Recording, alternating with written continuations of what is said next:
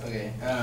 Hello. I'm Austin, and I am the second negative for this topic. And the opposition would like you to believe that the death penalty does not have an effect on the crime rate and murder rate of within different states. And they'd also like you to believe that it costs more for the death penalty. They want you to believe that a life sentence is a humane way of dealing with these types of people, and that the families that are affected by these murderers, they feel like it's more of acting in revenge. That's the reason why they want the death penalty rather than closure, and that an innocent execution happens all the time. In reality, people commit less crimes when the death penalty is in act. A recent study done in 2012 by Hashim Disbox from Emory University and Joanne Shepard from Clemson University shows that the murder rates actually decrease when the number of executions increase. So the number of executions does have a huge effect on the murder rate. In 1966, the governor of New York released a statement on the anniversary of having the death penalty. He said, "New Yorkers live in a safer community today because we are finally creating a climate that protects our citizens and causes criminals to fear arrest, prosecution, and punishment.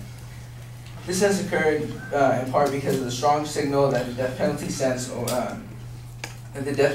to violent criminals and murderers.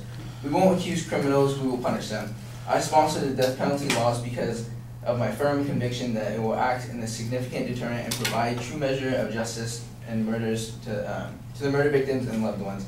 And I have every confidence that it will continue to deter murders and will continue to enhance public safety and will enforce fairly and justly." This just goes to show that within a year of having the death penalty in New York, that it had numerous effects. Like, he could see it happening. If there is no death penalty, then these murderers, they have nothing to fear because they don't fear a life in prison because they know they'll still be alive.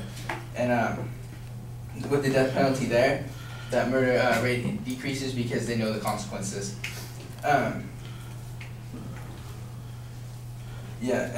At a very minimal, at least the death penalty will get those to think twice. So at least there's a shot that they may or may not do it, at the very minimal.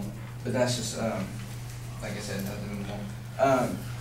For cost for a life in prison compared to the death penalty, I'm going to reiterate what my partner said here. He said on an annual vice inmate cost to put in prison is $47,102, and it raises and increases as they get older. The average age for prisoners is 78 years old, so they live quite a while in prison. And it just means the price increases and increases and increases as they get older. And a large majority of these people being sentenced to life in prison are under the age of 30. So they don't start at an old age. To begin at under 30 and they're there for the rest of their life.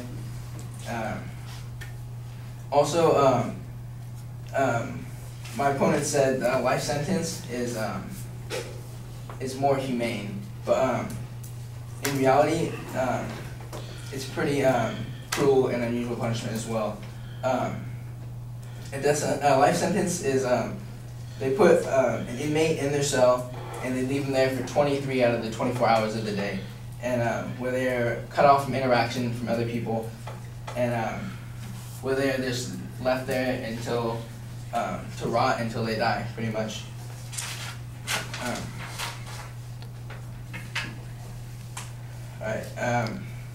Families also, without the death penalty, they don't receive full closure.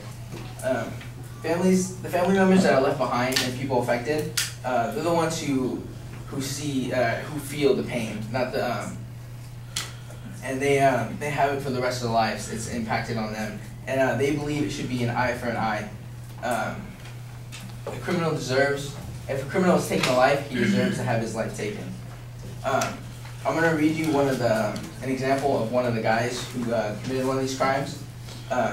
His nickname was the Night Stalker. He killed at least 13 men and 13 women from in a year span, and most of these victims were over the age of 60. The reason why he chose older victims is because he knew they couldn't fight back because they were elderly. What he would do is he would break into their house at night, rape and kill the women living there, and rob all their stuff. And before he even killed and raped the woman, he would, if they had a spouse, he'd kill them as well. And then he'd get out before the cops could even get to him. So pretty sick stuff. So people like this deserve nothing less than the death penalty, because a life in jail does not do it justice.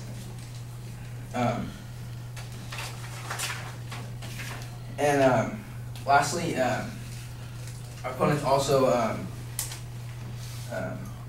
brought up the idea that about innocent executions of those who have been innocent, but not at the time they did not know it.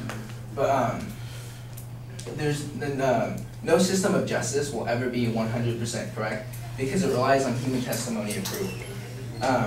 There's been over 1,322 executions, and only 18 innocent people have been executed since 1973, according to the Death Penalty Association, or Death Penalty Information Center. This means out of the 1,323 people, roughly 1% of the people were innocent.